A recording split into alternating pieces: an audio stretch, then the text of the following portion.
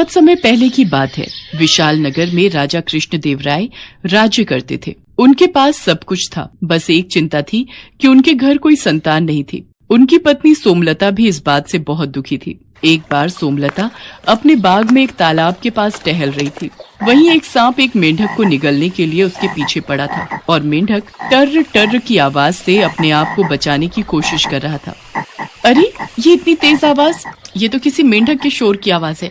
ये सांप इसे खा जाएगा, मुझे इस मेंढक को बचाना होगा। रानी एक डंडे की सहायता से सांप को डराती है और सांप मेंढक को छोड़कर झाड़ियों में भाग जाता है। शुक्रिया रानी, आज तुमने मेरी जान बचाकर मुझ पर बहुत उपकार किया है। नहीं तो मेरी पत्नी और बच्चे मुझे वापस न लौटा देख बहुत दुखी होते। आज तुमने मेरी जान बचाई है, भगवान करे तुम्हारे मन की इच्छा जल्दी पूरी हो। इतना कहकर वो मेंढक वापस तालाब में चला गया। रानी की तो एक ही इच्छा थी कि उसे संतान सुख की प्राप्ति हो, और मेंढक के कहे अनुसार रानी की इच्छा जल्दी पूरी हो गई और वो गर्भवती हो गई। कुछ समय पश्चात रानी ने एक बहुत ही सुंदर और प्यारी सी बेटी को जन्म दिया। महारानी, हमारी बेटी के नामकरण समारोह में हम दूर दूर के राज्यों में सभी को आमंत्रित करेंगे। इसके अलावा मैं चाहता हूँ हम परीलोक की सभी परियों को अपनी बेटी को आशीर्वाद देने के लिए आमंत्रित करें। ये तो बहुत उत्तम विचार है महाराज। तो ठीक है, मैं दूर दूर के राज्यों में सभी राजा महाराजा को आमंत्रित करने के लिए सेनापति को भेज देता हूँ और परीलोक में भी सबको आमंत्रित करता हूँ। राजा कृष्णदेव राय परीलोक में सभी परियों को आमंत्रित करने चले जाते हैं, पर भूल से वो काली परी को आमंत्रित करना भूल जाते हैं। राजकुमारी के नामकरण संस्कार पर सभी परियां और दूर दूर के राजा महाराजा शामिल होते हैं। काली परी जब सब परियों को वहां गया देखती है तो वो क्रोध में आ जाती है और राजमहल पहुंचती है। राजा कृष्णदेव राय, तुमने सब परियों को आमंत्रित कर दिया पर मुझे बुलाना भूल गए। काली परी, ऐसी बात नहीं है, मुझसे भूल हो गई, मुझे क्षमा कीजिए। जब मैं परियों को आमंत्रित करने गया था तब आप मुझे महल में दिखाई नहीं दी। मैं कुछ नहीं जानती, इस भूल की कोई क्षमा नहीं है। तुमने मुझे आमंत्रित नहीं किया, मेरा अपमान किया, इसलिए मैं तुम्हारी बेटी को श्राप देती हूँ कि ये इसी समय काली हो जाए, इसका रंग काला हो जाए और कोई भी इसे पसंद न करे। नहीं नहीं काली परी, ऐसा मत करो, मेरी बेटी का इसमें कोई दोष नहीं। तुम मेरी फूल सी बच्ची को क्यों सजा दे रही हो? काली परी, मेरी भूल की सजा मेरी बेटी को मत दो, इसे श्राप मुक्त कर दो। राजा और रानी काली परी से क्षमा मांगने लगे और बाकी परियां भी काली परी को समझाने लगी। तब काली परी बोली, मैं अपना श्राप तो वापस नहीं ले सकती, पर इसका असर कम कर सकती हूँ। राजकुमारी का कालापन सिर्फ तभी दूर होगा जब कोई राजकुमार खुद राजकुमारी को इसी रूप रंग के साथ पसंद करेगा और उससे शादी करने के लिए कहेगा। उसी समय राजकुमारी वापस अपने रंग रूप में आ जाएगी। इतना कहते ही काली परी वहां से चली गई। राजकुमारी के नामकरण संस्कार की विधि संपूर्ण हुई और राजकुमारी का नाम काजल रखा गया। उसके पश्चात सब मेहमान अपने अपने देश वापस चले गए। धीरे धीरे राजकुमारी काजल बड़ी होने लगी। काले रंग की वजह से सब लोग राजकुमारी का मजाक उड़ाते थे और उससे नफरत करते थे। राजकुमारी काजल, तुम कितनी काली हो, तुम पर तो कोई भी वेशभूषा सुंदर ही नहीं लगती। अगर ये इतने सुंदर सुंदर कपड़े और गहने हमारे पास होते ना तो हम तुमसे ज्यादा सुंदर लगती।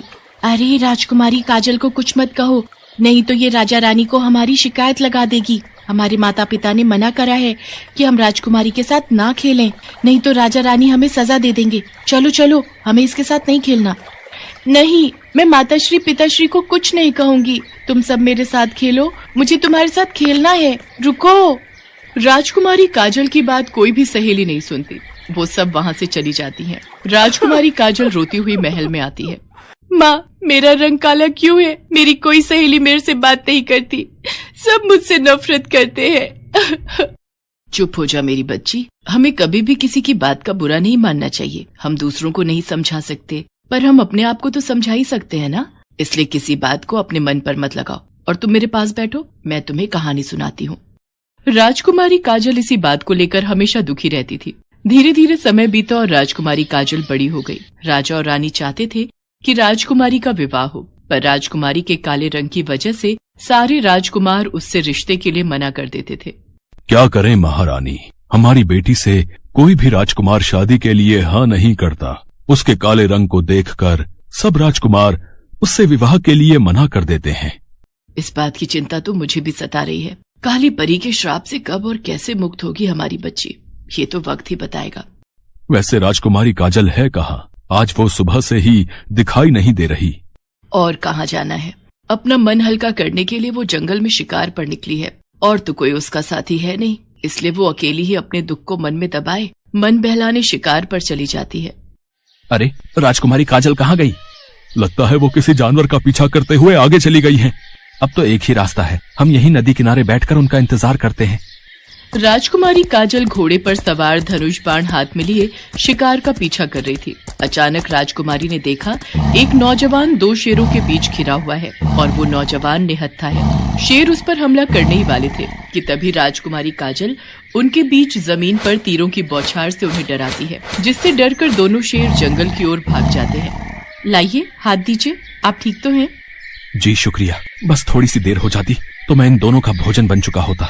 वैसे मेरा नाम जयचंद है, मैं पास के राज्य कुशलगढ़ का राजकुमार हूँ। और आपका परिचय? राजकुमारी काजल जयचंद को अपना परिचय देती है। धीरे धीरे जयचंद और राजकुमारी काजल में दोस्ती हो जाती है। राजकुमारी काजल को जयचंद का साथ बहुत अच्छा लगता था। राजकुमारी मन ही मन जयचंद को प्यार करने लगती है, पर राजकुमारी को डर था कि कहीं सभी राजकुमारों की तरह जयचंद भी राजकुमारी को विवाह के लिए मना न कर दे। इसलिए राजकुमारी काजल ने जयचंद से दूरी बनाना ही ठीक समझा। आज 5 दिन हो गए, राजकुमारी काजल मुझसे मिलने नहीं आई। सब ठीक तो होगा?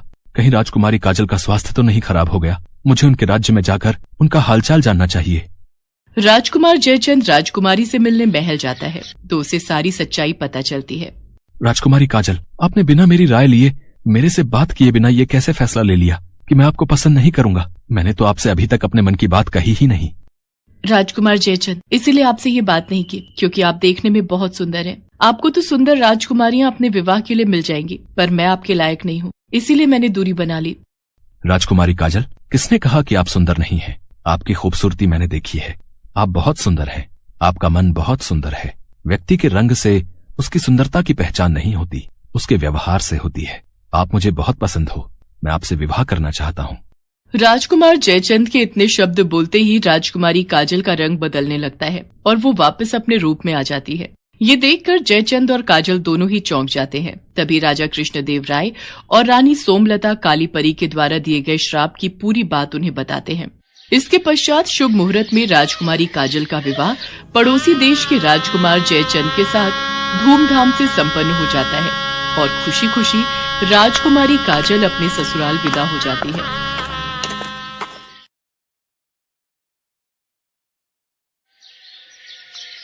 कोमल को अपने काले रंग के लिए ससुराल वालों के ताने सुनने पड़ते थे। उसकी जेठानी प्रीति का रंग गोरा था, इसलिए सब उसकी तारीफ करते थे। प्रीति बहू, सारी साड़ियाँ बहुत सुंदर हैं और तुम तो जो भी रंग पहनोगी वही रंग तुम पर अच्छा लगेगा। तुम्हारे गोरे रंग पर तो सारे रंग खिलते हैं। तो और क्या, शशि भी तो देखने में गोरा और सुंदर है, बिल्कुल ननद जी पर गया है। माँ जी, ये मैंने साड़ी सोची थी कल शशि भैया की बारात में पहनने के लिए। अरे बहू, तुम कुछ भी पहनो, तुम्हारे काले रंग में तो सब रंग मिलकर एक से हो जाते हैं। कपड़े तो प्रीति बहू पर जचते हैं, कुछ भी पहने सबसे अलग ही लगती है। कलावती की ये बात सुनकर कोमल दुखी हो जाती है और अपने कमरे में आकर रोने लगती है। कलावती की आदत थी, वो अपनी बड़ी बहू प्रीति और कोमल दोनों में ही फर्क करती थी और इस बात से कोमल हमेशा दुखी रहती थी। अगर मेरा रंग काला है, इसमें मेरी क्या गलती है? मैंने कभी भी इस घर की अच्छी बहू होने में कोई भी कसर नहीं छोड़ी। उसके बाद भी प्रीति भाभी को इतना सम्मान मिलता है और मुझे इतना नीचा दिखाया जाता है। अगले दिन सब शादी में पहुंचते हैं। प्रीति भाभी, मेरी एक हेल्प करो। सुरमा भराई की रीत के वक्त आप कोशिश करना कोमल भाभी कैमरे में ना आने पाए, नहीं तो मेरी शादी की सारी एल्बम की फोटोज और शादी की वीडियोस खराब हो जाएंगी। चिंता मत करो देवर जी, मैं उसे आपकी घोड़ी के आसपास भी नहीं फटकने दूंगी। प्रीति भाभी, वो बुआ जी ने देवर जी के लिए सुरमा भराई रस्म के लिए भेजा है, देवर जी लगवा लेते। प्रीति भाभी, मेरे लिए जरा एक गिलास पानी मंगवा देते। कोमल, जरा देवर जी के लिए एक गिलास पानी ले आओ। कोमल को पानी लेने भेजकर प्रीति बारात की भीड़ में रस्म पूरी करके सब रिश्तेदारों के साथ फोटो खिंचवाती है। इतनी देर में कोमल आ जाती है और उसकी आंखें आंसुओं से भर आती हैं। अब मेरे पैर में थोड़ा दर्द है, मैं बारात के साथ चल नहीं पाऊंगी। मैं सोच रही थी गाड़ी में बैठ जाती हूँ। कोमल अपने आंसुओं को छुपाए गाड़ी में बैठ जाती है। अब तो कोमल रोजाना इन सब बातों से बहुत दुखी रहने लगी थी। एक सुबह, माँ जी मैं जरा बाजार होकर आती हूँ। घर से बाजार के लिए निकल तो आई हूँ, पर वापस घर जाकर दोबारा सबके ताने सुनने की अब मुझ में हिम्मत ही नहीं रह गई है। कुछ समझ नहीं आ रहा क्या करूँ। ये सामने क्या लिखा है? काले रंग से मुक्ति पाओ, गोरे होकर यहाँ से जाओ। ये कैसे हो सकता है? देखूं क्या एक बार? ये तो कोई दर्पण की दुकान दिखाई पड़ती है। हर तरफ दर्पण ही दर्पण है। आओ, माया की पोटली में सब कुछ मिलेगा। आपने वो बाहर कुछ लिखा हुआ था, क्या वो सच है? काली से गोरी कर दूंगी मैं तुम्हारी काया, नाम है मेरा माया। तुम्हें काला रंग पसंद नहीं क्या? नहीं, मुझे अपने इस रंग से बहुत प्यार है, पर मेरी सासू माँ और जेठानी मेरे काले रूप रंग का मजाक उड़ाती हैं। मैं तंग आ गई हूँ। मुझे भी सुंदर और गोरा रूप चाहिए। मेरी मदद करो। ठीक है, तो मैं तुम्हें जादुई दर्पण में भेज देती हूँ, पर एक बात याद रखना, इस जादुई दर्पण का जादू हर अमावस्या की रात के लिए समाप्त हो जाया करेगा। यदि उस रात तुम्हें किसी ने देख लिया तो उसके बाद दोबारा तुम कभी भी गोरा रंग नहीं पा सकोगी। तुम फिर से काले रूप रंग में आ जाओगी। माया कोमल को जादुई दर्पण के अंदर भेज देती है और कुछ देर बाद वो उसे वापस बुलाती है और देखते ही देखते कोमल का काला रंग गायब हो जाता है और कोमल गोरे रंग की बन जाती है। ये मैं हूँ? मुझे तो यकीन ही नहीं हो रहा है, मैं इतनी सुंदर बन गई। अब तो मेरा मुकाबला कोई नहीं कर पाएगा। सासू माँ और जेठानी जी तो देखती रह जाएंगी। आपका बहुत बहुत धन्यवाद माया जी, मैं आपका ये एहसान कभी नहीं भूलूंगी। माया के जादुई दर्पण से गोरा रंग रूप पाकर कोमल बहुत खुश हो जाती है। सारे मोहल्ले वाले भी उसे देखकर हैरान रह जाते हैं। ये कलावती जी की बहू कोमल है ना? ये सुंदर कैसे बन गई? इसका रंग तो बहुत काला था, पर ये तो बहुत ही गोरी हो गई, जैसे अभी दूध से नहाकर आई हो। सचमुच बहन, ये तो मानो चांदी सी गोरी हो गई है, जैसे कोई चमत्कार हो गया हो। उल्टे तवे जैसी काली थी, पर इसे देखकर तो लगता है पूरे मोहल्ले में इससे सुंदर कोई है ही नहीं। नमस्ते आंटी जी, पहचाना मुझे? मैं कोमल हूँ। इतने हैरान होकर क्यों देख रहे हो?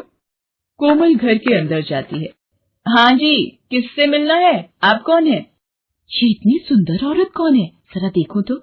माँ जी, मैं कोमल हूँ, आपने मुझे पहचाना नहीं? कोमल, तू इतनी सुंदर कैसे हो गई? और तेरा रंग गोरा कैसे हो गया? तू बाजार गई थी या दूसरे लोग से दोबारा जन्म लेकर आई है? कोमल, आखिर कौन सा चिराग का चिन्ह मिल गया जिसने तुम्हारी काया ही बदल दी? आप लोगों को आम खाने से मतलब है या गुठलियां गिनने से? जब काला रंग था तब आप लोग परेशान थी, आज जब मेरा रंग गोरा हो गया है, मैं सुंदर हो गई हूँ, तब आप दोनों को परेशानी है।